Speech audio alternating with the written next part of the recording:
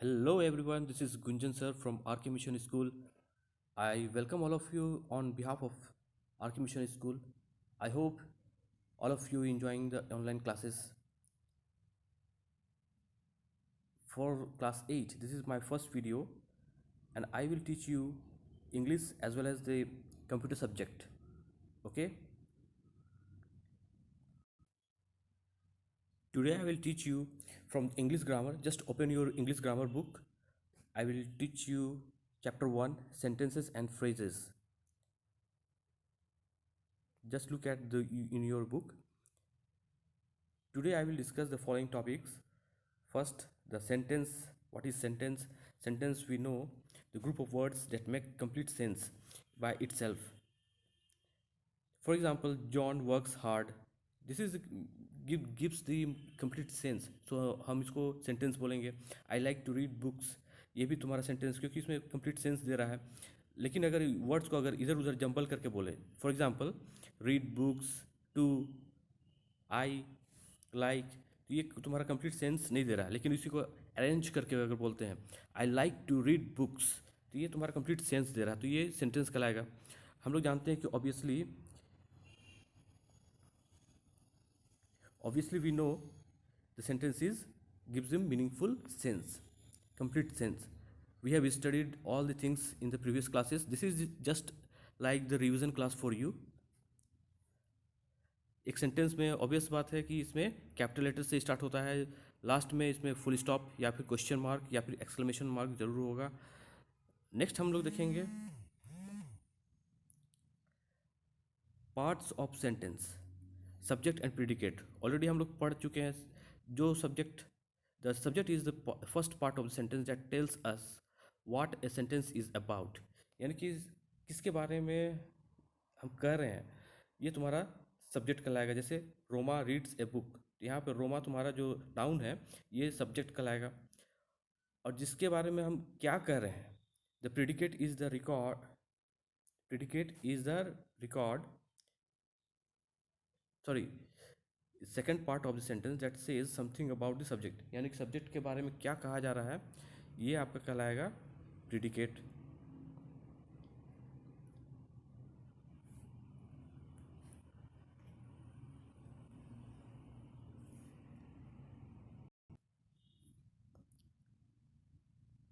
Subject is always a noun or pronoun or group of words that does the work of noun. The old place is considered haunted. यहाँ पे the old place से तुम्हारा क्या हो गया, as a subject. All the boys are in the ground, ये तुम्हारा subject हो गया. प्रिडिकेट में क्या आएगा, जिसके बारे में जिसके एक्सप्लेन कर रहा है, सब्जेक्ट को एक्सप्लेन करेगा, तो उसको हम लोग बोलेंगे प्रिडिकेट. यानी कि सब्जेक्ट के अलावा जितने भी वर्ड्स है वो तुम्हारा प्रिडिकेट कहलाएंगे. May consist of one word, और एक से ज़्यादा भी वर्ड हो सकते हैं. माई ड्रेस इज़ ब्यूटीफुल, तो यहाँ पे is beautiful is predicate. Next हम लोग देखते हैं क्वेश्चन ए. ये तुम लोग क्वेश्चन भी बनाते जाओगे अपने बुक में. जो बुक में बनेगा बुक में बनाओ, जो कॉपी में बनेगा उसको कॉपी में बनाओगे, जो बुक में नहीं बनेगा तो कॉपी में बनाओगे. ठीक है. क्वेश्चन ए में क्या करना है, identify the subject and predicate. जो सब्जेक्ट है तुम्हारा, जो नाउन है, उसको तुमको आइडेंटिफाई करना है, और प्रिडिकेट कौन है उसको तुमको अलग से लिखना है. तो आइडेंटिफाई करने के लिए क्या करना है, इसमें इसमें आस्क, देखो यहाँ हिंट दिया हुआ है, identify the verb and ask what और हु बिफोर इट. बुक में देखो, the answer would be the subject. जो भी आंसर आएगा वही तुम्हारा सब्जेक्ट होगा. अगर जैसे for example Meena has, first example में देखो, Meena has come first in the race. Who come first in the race, Meena. तो ऑब्वियस बात है कि मीना यहाँ पे सब्जेक्ट होगी, बाकी तुम्हारा प्रिडिकेट कहलाएगा. उसी तरह से ऑब्जेक्ट देखते हैं. Next topic, object. ऑब्जेक्ट के भी टू टाइप्स हैं, डायरेक्ट एंड इनडायरेक्ट ऑब्जेक्ट. इसमें भी हम लोग को ध्यान रखना, when the verb is predicate is transitive verb. हम लोग जानते हैं कि वर्ब टू टाइप्स होते हैं, एक ट्रांजिटिव वर्ब और एक इनट्रांजिटिव वर्ब. ट्रांजिटिव वर्ब में तुम्हारा ऑब्जेक्ट होता है और इनट्रांजिटिव वर्ब में ऑब्जेक्ट नहीं होता है. यहाँ पे अब ऑब्जेक्ट की बात कर रहे हैं तो ऑब्वियस बात है कि यहाँ पे हम सिर्फ ट्रांजिटिव वर्ब के बारे में बात करेंगे. It requires an object to complete its sense. For example when we say I throw, अगर सिर्फ बोले हम आई थ्रो तो इसमें कंप्लीट सेंस नहीं दे रहा है. It does not make complete sense. The verb throw requires an object.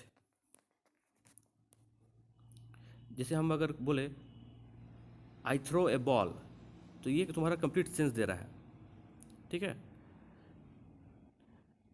तो यहाँ पे एक ऑब्जेक्ट जरूर होगा ट्रांजिटिव वर्ब में, तो यहाँ पे जब भी ट्रांजिटिव वर्ब आएगा तो वहाँ पे ऑब्जेक्ट जरूर होगा। ऑब्जेक्ट में भी तुम्हारा दो टाइप है, एक डायरेक्ट ऑब्जेक्ट और सेकंड इनडायरेक्ट ऑब्जेक्ट। जैसे एग्जांपल में यहाँ पे दिया हुआ है, नेक्स्ट में देखो direct and indirect object. The teacher gave sweets to the children. यहाँ पे जो वर्ब है गेव, तो यहाँ पे क्वेश्चन पूछोगे कि टीचर क्या दिया, उसका जो आंसर आएगा, जैसे क्या दिया, स्वीट्स, तो ये तुम्हारा डायरेक्ट ऑब्जेक्ट हो गया। जैसे यहाँ पर एग्जांपल में दिया हुआ the nouns answering the what question पूछो वाट से, तो ये वर्ब के बाद लगा के वाट पूछो तो इसका आंसर मिल जाएगा, डायरेक्ट ऑब्जेक्ट, ये हो गया स्वीट्स। उसी तरह से सेकंड में तुम्हारा noun naming the person for हुम something is done is the indirect object of the verb. अगर वर्ब के बाद क्वेश्चन पूछो फॉर हुम, यानी कि किसके लिए हम कर रहे हैं, तो ये तुमको डायरेक्ट, सॉरी, इससे आपको मालूम चल जाएगा कि इनडायरेक्ट ऑब्जेक्ट क्या है। जैसे फॉर हुम, किसके लिए स्वीट दे रहे हैं, चिल्ड्रंस के लिए, तो यहाँ पे चिल्ड्रंस तुम्हारा क्या हो गया, इनडायरेक्ट ऑब्जेक्ट हो गया। इसी तरह से तुमको क्वेश्चन बी बनाना है, इसमें सर्कल करना है, डायरेक्ट ऑब्जेक्ट को सर्कल करना है और इनडायरेक्ट ऑब्जेक्ट को अंडरलाइन करना है। फर्स्ट एग्जांपल में देखो, तो I bought A cycle for my brother. यहाँ पे पहला क्वेश्चन पूछेंगे व्हाट, क्या खरीदा, तो साइकिल, तो ऑब्वियस बात है कि साइकिल तुम्हारा डायरेक्ट ऑब्जेक्ट हो गया। फॉर हुम, अगर क्वेश्चन पूछे किसके लिए खरीदा, माय ब्रदर के लिए, तो यहाँ माय ब्रदर क्या हो गया, इनडायरेक्ट ऑब्जेक्ट। तो क्वेश्चन खुद से पूछो, व्हाट से पूछो, तो जो आंसर आएगा व्हाट का वो तुम्हारा डायरेक्ट ऑब्जेक्ट हो गया। फॉर हुम किसके लिए आ रहा है, तो ये इनडायरेक्ट ऑब्जेक्ट हो गया। यहाँ पे हिंट में दिया हुआ है, ठीक है, व्हाट का जो आंसर आएगा वो डायरेक्ट ऑब्जेक्ट, फॉर हुम, फ्रॉम हुम, टू हुम, अगर इससे क्वेश्चन का आंसर आ रहा है तो ये इनडायरेक्ट ऑब्जेक्ट हो गया। नेक्स्ट हम लोग देखेंगे द कॉम्प्लीमेंट। कॉम्प्लीमेंट किसको बोलेंगे, the verb in the predicate is a intransitive verb. जब हम ट्रांजिटिव वर्ब यूज़ नहीं कर रहे हैं, इंट्रांजिटिव वर्ब यूज़ करेंगे, तब हम ये कॉम्प्लीमेंट आता है। वहाँ पे इंट्रांजिटिव वर्ब में हम जानते हैं कि ऑब्जेक्ट नहीं होता है। जब ऑब्जेक्ट नहीं है तो यहाँ पे हम लोग प्रेडिकेट में जो वर्ड यूज़ करते हैं जिससे हमको कंप्लीट सेंस मिले, तो हम लोग उसको बोलते हैं कॉम्प्लीमेंट। जैसे यहाँ पे when the verb in the predicate is an intransitive verb, it requires an additional word or words to complete its meaning. The word or group of words required to complete the predicate is called a complement.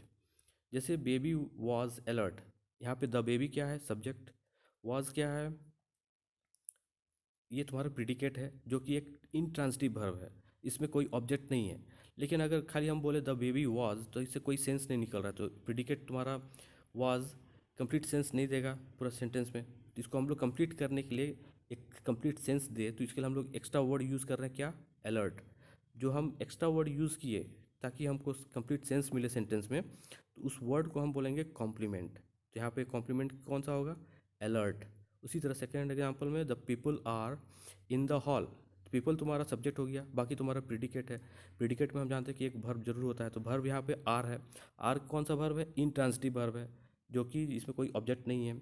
जब ऐसा हो गया तो इसमें हम लोग इन the hall इसमें add कर दिए, तब ये कंप्लीट सेंस दे रहा है, तो इन द हॉल तुम्हारा कॉम्प्लीमेंट होगा, ठीक है, इसको समझना है। इसी तरह से क्वेश्चन नंबर सी को हम लोग देखते हैं। क्वेश्चन नंबर सी में तुमको क्या करना है, circle the complement if any in the following sentence. जो भी सेंटेंस है उसमें तुमको पहचानना है कि कौन सा वर्ड कॉम्प्लीमेंट है जो कि सेंटेंस को कवर्ड कर रहा है। जैसे for example Juhi acted well, Juhi तुम्हारा सब्जेक्ट है, एक्टेड तुम्हारा वर्ब हो गया जो कि प्रिडिकेट में है, ये इंट्रांजिटिव वर्ब है, तो ऑब्वियस बात है कि इसमें हम लोग एक एक्स्ट्रा वर्ड जोड़ दिए वेल, इससे कंप्लीट सेंस दिया जूही एक्टेड वेल, तो वेल तुम्हारा क्या हो गया, कॉम्प्लीमेंट, ठीक है। तो इसको सर्कल कर लेंगे वेल को, उसी तरह से बाकी क्वेश्चन को बना लोगे। नेक्स्ट टॉपिक है तुम्हारा types of sentences. Types of sentence भी already we have study in previous classes. 4 types होते हैं। पहला डिक्लेरेटिव, डिक्लेरेटिव में भी तुम्हारा टू टाइप्स होते हैं। डिक्लेरेटिव हो गया जिसमें सिंपल सेंटेंस रहता है, जिसमें हम लोग फुल स्टॉप यूज़ करते हैं। जहाँ पॉजिटिव सेंटेंस रहेगा उसको हम लोग अफर्मेटिव बोलेंगे। जहाँ नेगेटिव लगा देंगे तो वो तुम्हारा डू नॉट लगा देंगे तो नॉट लगा देंगे, या फिर डिड नॉट लगा देंगे तो ये तुम्हारा नेगेटिव हो गया। For example, I like to eat mangoes, ये अफर्मेटिव हो गया। Next, I do not go to school, ये तुम्हारा नेगेटिव हो गया क्योंकि हम लोग यहाँ पे डू नॉट यूज़ किए हैं। इंट्रोगेटिव नेक्स्ट टाइप है तुम्हारा इंट्रोगेटिव, जिसमें हम लोग क्वेश्चन पूछते हैं, जिसमें क्वेश्चन मार्क रहेगा। तो ये हो गया तुम्हारा WH, ये तुम्हारा इंट्रोगेटिव टाइप हो गया। इंट्रोगेटिव में भी टू टाइप्स होते हैं, एक येस और नो क्वेश्चन होते हैं जिसमें हम लोग येस और नो में आंसर देते हैं। दूसरा टाइप होता है WH फॉर्म। जब येस और नो में क्वेश्चन रहेगा तो उसमें सिर्फ येस और नो में आंसर देना है, बाकी तुम्हारा WH वाले में तुमको कंप्लीट सेंटेंस में आंसर देना पड़ता है। ठीक है, जैसे डोंट यू लाइक रीडिंग, ये तुम्हारा येस और नो में तुमको आंसर देना है, येस और नो। अगर WHO में रहेगा तो वाई डिड यू लाइक, इस टाइप से रहेगा क्वेश्चन, तो ये तुम्हारा कंप्लीट सेंस इसमें आंसर लिखना पड़ेगा। तो ये WH फॉर्म टाइप हो गया।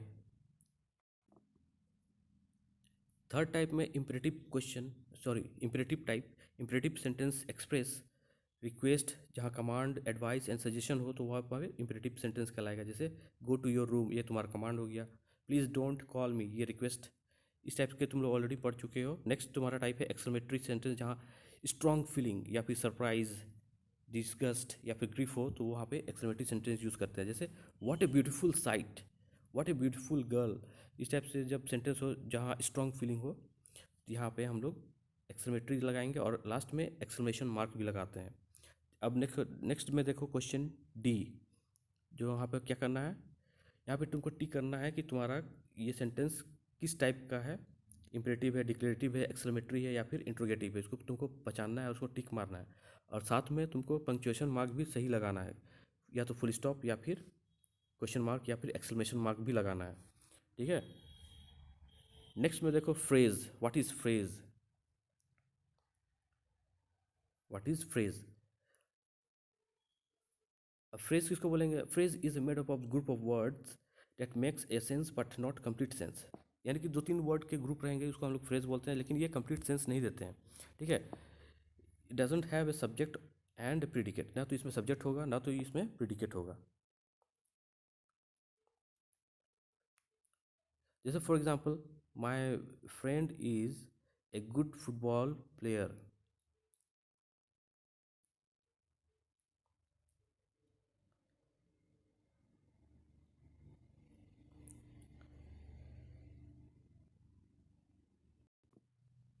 तो यहाँ पे फ्रेज क्या हो गया, my friend is a good football player, तो माई फ्रेंड तुम्हारा एक फ्रेज हो गया। उसी तरह से एक गुड फुटबॉल प्लेयर, ये अनदर फ्रेज हो गया। यानी कि एक सेंटेंस में एक से ज़्यादा फ्रेज हो सकते हैं, जिसमें फ्रेज में याद रखना है कि फ्रेज में तुम्हारा कोई सब्जेक्ट और प्रीडिकेट नहीं होता है। ठीक है, यहाँ भी तुम्हारा थ्री टाइप्स ऑफ फ्रेजेस हैं, तीन टाइप के फ्रेज हैं। पहला तुम्हारा नाउन फ्रेज। नाउन फ्रेज में क्या है, noun phrase is a one that acts as a noun in a sentence. जब सेंटेंस में कोई फ्रेज नाउन की तरह काम करे तो हम लोग बोलेंगे noun phrase. He expected to reach home early, ये तुम्हारा एग्जाम्पल है। अगर इसमें हम क्वेश्चन पूछे व्हाट डिड ही एक्सपेक्ट, तो आंसर तुमको मिलेगा क्या, टू रीच होम अर्ली, वो जल्दी घर जाना चाहता है। अगर उसका आंसर इस टाइप से मिल रहा है तो ये हम बोलेंगे noun phrase. To reach home early, ये तुम्हारा कंप्लीट नाउन फ्रेज कहलाएगा, क्योंकि ग्रुप ऑफ वर्ड है और ये नाउन की तरह यह काम कर रहा है। ठीक है, तो ये तुम्हारा नाउन फ्रेज कहलाएगा। This group of word act as a noun, it does not have a finite verb, ये फाइनाइट वर्ब में नहीं है। जो रिच जो है ये तुम्हारा फाइनाइट वर्ब नहीं है, क्योंकि इसमें टू लगा हुआ है, टू रिच। ठीक है, उसी तरह से example, here are more example, he wanted to learn Sanskrit. यहाँ पर क्वेश्चन पूछेंगे what did he wanted, what did he want, तो यहाँ पर आंसर मिलेगा क्या, टू लर्न संस्कृत। तो टू लर्न संस्कृत तुम्हारा क्या हो गया, फ्रेज। कौन सा फ्रेज, नाउन फ्रेज। तो इसी तरह से हम लोग बाकी कुछ एग्जांपल देख लो। क्वेश्चन नंबर ई में देखो क्या करना है, underline the noun phrase, she hopes to win the first prize. इसमें तुमको नाउन फ्रेज को अंडरलाइन करना है। तो ऑब्वियस बात है, क्वेश्चन पूछना है तुमको, व्हाट डिड ही विन, यहाँ पे to win the first prize, जो भी तुमका आंसर एक मिलेगा, क्वेश्चन पूछो पहले, जो भी आंसर मिलेगा तो वो तुम्हारा नाउन फ्रेज को कंप्लीट अंडरलाइन कर लोगे। नेक्स्ट तुम्हारा है एडजेक्टिव फ्रेज, जहाँ पे नाउन को नाउन के बारे में एक्सप्रेस किया जा रहा है, यानी कि नाउन को मॉडिफाई कर रहा है, तो उसको हम लोग जानते हैं कि एडजेक्टिव बोलते हैं। और ग्रुप ऑफ वर्ड्स जो नाउन को मॉडिफाई करें तो हम लोग बोलेंगे adjective phrase. An adjective phrase is a group of words that acts as an adjective in a sentence. जैसे फॉर एग्जांपल फ्लावर्स, कैसा फ्लावर है? With good fragrance. फ्लावर तुम्हारा नाउन है, इसको एक्सप्लेन कर रहा है कौन? With good fragrance. वैसा फ्लावर जिसमें अच्छी खुशबू है, तो ये तुम्हारा एडजेक्टिव के रूप में काम कर रहा है, नाउन को मॉडिफाई कर रहा है। Have been used for decoration, तो यहाँ पे एडजेक्टिव फ्रेज तुम्हारा क्या हो गया? विद गुड फ्रेगरेंस, जो कि फ्लावर को मॉडिफाई कर रहा है, डिस्क्राइब कर रहा है। ठीक है। Rohan a boy with courage fought with the थिप।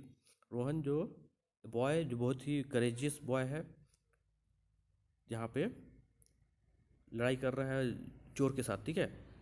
यहाँ पे बॉय विथ करेज, ये रोहन को मॉडिफाई कर रहा है, तो ये तुम्हारा boy with courage is adjective phrase हो गया। उसी तरह से क्वेश्चन एफ में देखो, तुमको क्या करना है, यहाँ पे तुमको एडजेक्टिव फ्रेज को अंडरलाइन करना है, और जो नाउन है जिसके बारे में वो मॉडिफाई कर रहा है उसको तुमको सर्कल करना है। जैसे फर्स्ट एग्जांपल में किया हुआ है, द गर्ल तुम्हारा नाउन है, उसको सर्कल किया है। इन द पिंक ड्रेस, ये तुम्हारा एडजेक्टिव फ्रेज है, तो उसको अंडरलाइन कर दिए। इसी तरह से इसको बना लोगे। नेक्स्ट तुम्हारा एडवर्ब फ्रेज। एडवर्ब फ्रेज में group of words that perform the function of an adverb in a sentence is called an adverb phrase. वैसा ग्रुप ऑफ फ्रेज, जैसे ग्रुप ऑफ वर्ड जो कि किसी वर्ब को मॉडिफाई करेगा। पहले वाले में नाउन को मॉडिफाई कर रहा था एडजेक्टिव फ्रेज में, एडवर्ब फ्रेज में क्या होगा? किसी वर्ब को मॉडिफाई करेगा। जैसे Jane walked on the stage very gracefully, यहाँ पे वर्ब क्या है? वॉकड। कैसे चल रही है? वेरी ग्रेसफुली, बहुत ही ग्रेसफुली वो चल रही है। तो यहाँ पे जो वर्ब को मॉडिफाई कर रहा है तो वो एडवर्ब फ्रेज कहलाएगा, वेरी ग्रेसफुली। एडवर्ब में भी तुम्हारा 3 टाइप्स है। एक है एडवर्ब फ्रेज ऑफ मैनर, किस तरीके से चल रहा है तरीका, she smiled in a warm manner. Second में तुम्हारा एडवर्ब फ्रेज ऑफ प्लेस, यहाँ पे किसी प्लेस को बताएगा, we were looking for you in every possible places. Third में तुम्हारा एडवर्ब फ्रेजेस ऑफ टाइम, यहाँ पे टाइम को बताएगा, flowers emit fragrance during the day, यानी कि ये वर्ब को मॉडिफाई करता है ये वर्ड्स। तो ये पे एडवर्ब फ्रेजेस कहलाएंगे, जो 2-3 वर्ड्स हैं जैसे ड्यूरिंग द डे, ये तुम्हारे एडवर्ब फ्रेज कहलाएंगे, एडवर्ब फ्रेज ऑफ टाइम। ठीक है। तो क्वेश्चन जी में देखो क्या करना है। क्वेश्चन जी, इसमें तुमको आइडेंटिफाई द एडवर्ब फ्रेज, यानी कि एडवर्ब फ्रेज को मॉडिफाई एडवर्ब फ्रेज को पहचानना है, और उसमें पता करना है कौन सा टाइप भी है, मैनर्स है या फिर टाइम है या फिर प्लेस। और उसके बाद सर्कल करना है कि इसको वर्ब को, किस वर्ब को ये मॉडिफाई कर रहा है, उस वर्ब को सर्कल कर लेना है। ठीक है। उसी तरह से क्वेश्चन एच में भी देखो, इसमें तुमको फ्रेज को सर्कल करना है in the following sentence and identify whether they are adjective, adverb और नाउन। सर्कल करने के बाद फ्रेज को तो सर्कल करना ही है, उसको पता भी करना है कि ये एडजेक्टिव फ्रेज है या फिर एडवर्ब फ्रेज है या फिर नाउन फ्रेज है। ठीक है, बन जाएगा। That's all for today. Thank you so much, have a nice day.